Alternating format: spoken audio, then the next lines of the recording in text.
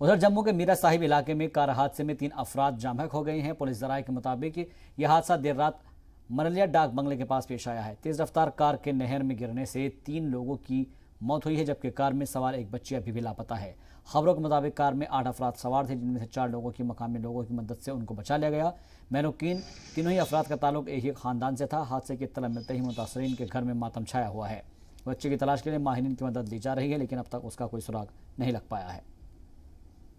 माता पिता खत्म हुई ओदे कन्नै ओदी जेह्ड़ी मुड़े दी 2 महीने दी बेटी आ वो भी खत्म हुई, कन्नै ओदी सिस्टर दी बेटी ही 3 साल दी वो भी खत्म हुई विच। 4 जी खत्म होए ने। ते कोई डेड बॉडी तो लब्भी भी हां, एक 2 महीने दी जेह्ड़ी बेटी आ मुड़े दी वो लब्भी है ते जेह्ड़ी 3 साल दी है ओदी सर्चिंग चला दी है। पर उस पुल पर कम से कम भी 5 फुट आरसीसी दी दीवार चाहिदी है, जेह्ड़ी कि 4 व्हीलर जेह्ड़ी पर्सनल व्हील्स ना 4 व्हीलर वो ते बचन सर।